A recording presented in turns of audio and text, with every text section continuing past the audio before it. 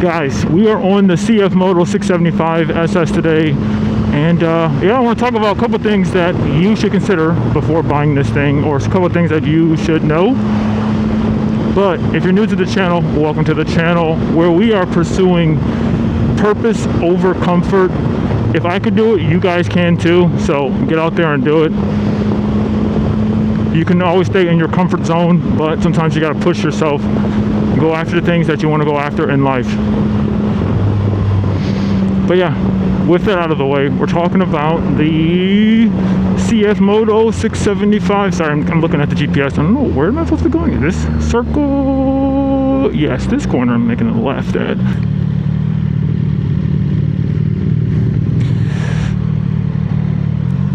It's an absolutely beautiful day out here in Southern California. I'm just going for a quick drive. But a couple of things I want to talk about with this motorcycle. So this is the new motorcycle on the channel. I know a lot of people, when they get these bikes, they're usually upgrading from the CFMoto, I think the 450. I think that's what a lot of people upgrade from this. So a lot of people are like looking at these bikes as their first sport bike or their second sport bike, I want to say. So my perspective on this is someone who's been riding for over 10 years. I've had like a Gixxer 600, Gixxer 750. Before this, I had the KTM 890, written dirt bikes, also written, the CB 500F, just some other motorcycles and things like that. My thoughts on this bike is this is still a really fun bike. And I know like a lot of other people are just like, okay, cool. Is it just a good beginner motorcycle or beginner sport bike? Yes, it is a good beginner sport bike. I'll say that without a shadow of a doubt. It is a good beginner sport bike. But something that you might consider is this is still just a fun motorcycle just in general. So if you're looking for something that's not necessarily the most expensive thing in the world, but like has a ton of features, I think these are good bikes to look at. Now, how will my perspective change over time? Maybe it'll change over time. Maybe I'll be like, okay, cool, actually this isn't as good as what I thought. But at least in my first initial like rides with this thing, this is a very fun motorcycle. Like if you're wondering, inside California, you can lane split or lane filter to the front. So that's what I'm going to do right here. Now, I talked about this inside of one of my other videos when I first was introducing this bike to the channel. I consider this motorcycle, or I consider CFMoto to be kind of like Hyundai, where before a lot of the Korean cars, like Hyundai, Genesis, Kia, they were kind of a joke to begin with. But after some time, like they really got their stuff together. And I feel like that's what CFMoto kind of is doing right now. Since they have so many other, like they have this, the adventure motorcycle, the 450, and also like they're coming out with a new 750. It's going to be an inline 4. So they've really gotten their stuff together. They are competing, now with the Japanese bikes. And I consider that to be similar to what like Hyundai was doing. Like with the Veloster N, when my wife had that Veloster N, that was such a cool car. It came with a ton of features, ton of stuff was in that motorcycle. It was a blast. I shouldn't say motorcycle, in that car. That was an absolute blast.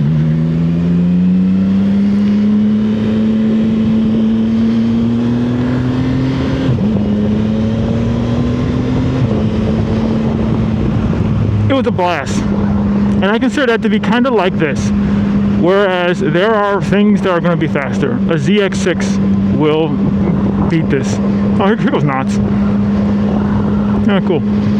We may go here later tonight.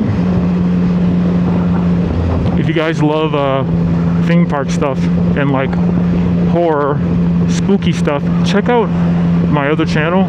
It's always linked down below. Can't wait. Not Scary Farm stuff is coming up. We're going to the announcement event for all of the stuff and everything like that. So stay tuned if you want to check out any of that type of content. Now, do I think the power is getting, or do I think I'll get sick of this power level? It has like 100 horsepower. It's like actually under that. That is the only thing where I'm like, well, I could see eventually outgrowing it. Especially after driving like faster bikes. Even my KTM 890 Adventure, that felt quick. Well, it felt torquey. It was a parallel twin. It felt really torquey off of the line. It's not that this doesn't feel good. It's you know, it's not like this doesn't feel good. It's just yeah, if you've driven quicker bikes, you're gonna be like, oh, okay, cool, it's still fun, but you're not, you know, beating the pants off of everybody. But I feel like if you have the mindset of like, you know, you don't necessarily have to, then it's still a very fun bike.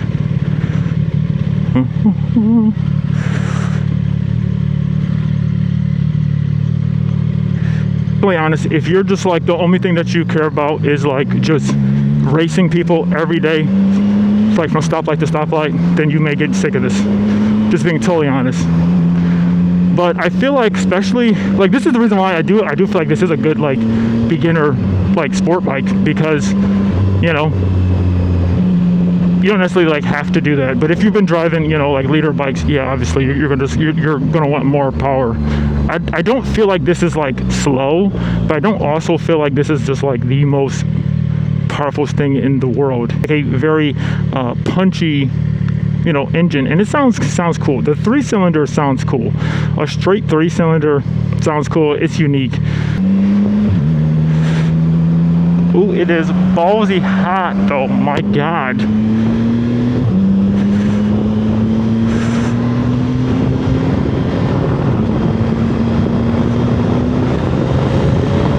I mean, you still got, you know, plenty of gusto to kind of, you know, zoom around if you want to.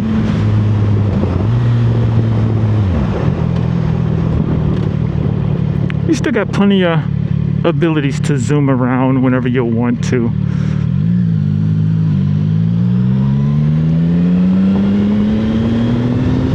But that's just the nature of motorcycles. I mean, even bikes with like 50 horsepower can still, you know, beat the pants off of most cars.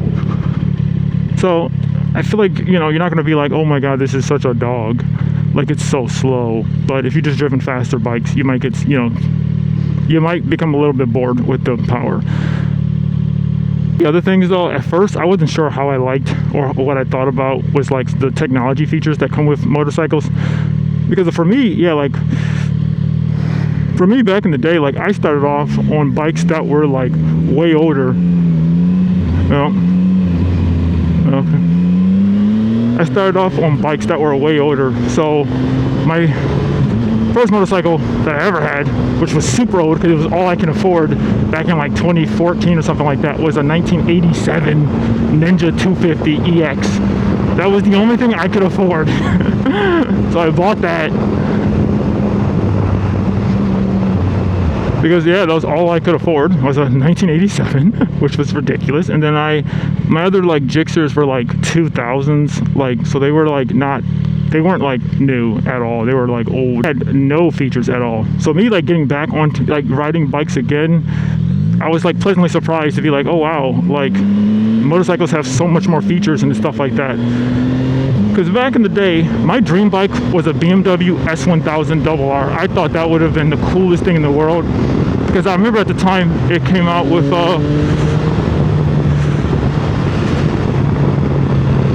yeah, I couldn't stop, so I was just like, screw it, I'm going through it. I remember at the time it came out, it had like the heated grips and like the quick shifter and things like that, and I was like, oh my God, that's so cool. So now finally, you know, bikes that are in much lower classes have all those features. And at first I didn't know how I was gonna like it. I didn't know if I was gonna like, you know, the quick shifter and things like that, of that nature, but like, yeah, after riding a bike with a quick shifter, I'm like, oh, actually it is nice. But I do feel like it does make riders a tad bit lazy. I feel like you shouldn't know how to like downshift. Granted, this bike does not have the quick shifter down, so to get a crisp downshift, you still have to do that yourself. But the upshifts you can do like I'm just like doing it right now. I did get used to that on my my last bike, the KTM 890 Avenger. That had a quick shifter up and down. When I first jumped on that, I was like, whoa, that's like actually like really cool. It helps you accelerate, you know, real quick. But I still think you can still be able to do a quick little, your own downshifts. You should learn how to properly downshift yourself. But, you know, maybe I'm just being like an old man on that, but it is nice. It's a nice feature though, especially if you are just jumping on a sport bike. You're like, all right, cool, I want to be able to get off the line quickly without worrying too much, and having some rider aids and things like that. I think that's a nice feature. Still taking it easy on the bike because I have I'm actually going to properly do the 500 brake-in miles because I want my bike to be covered under warranty. So I'm gonna actually try to take this easy. We'll see how that goes. On my way out here, I was moving on the highway, but I'm trying to keep the RPMs. They said below 5,000. Sometimes I'm going to 6, but not like for prolonged periods of time. But still has plenty of power.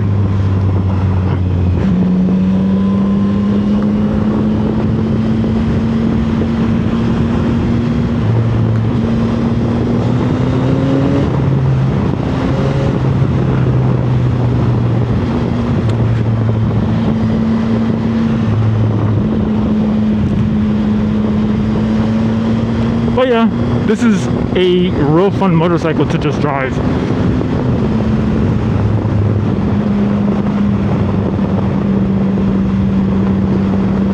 So if you are looking for, you know, a motorcycle that is a beginner, I would say sport bike, this does make a good choice. But also, even if you've been driving for a while and stuff like that, I still think this makes a good choice. Like if you want something new, my biggest thing was I kind of wanted something new. I've never had like a new motorcycle besides for the dirt bike, and this price range was great. I was able, oh I know, yep. I was able to,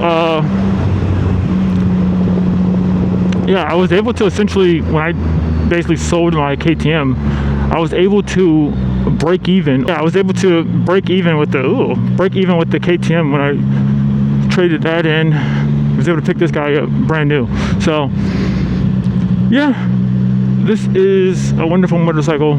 I think if you're looking for something, you know, unique, cool, and different, definitely check out these guys. But if you want to see my first thoughts when I first revealed this motorcycle on the channel, check this video out right here. Subscribe for more. And yeah, we will see you guys in the next video.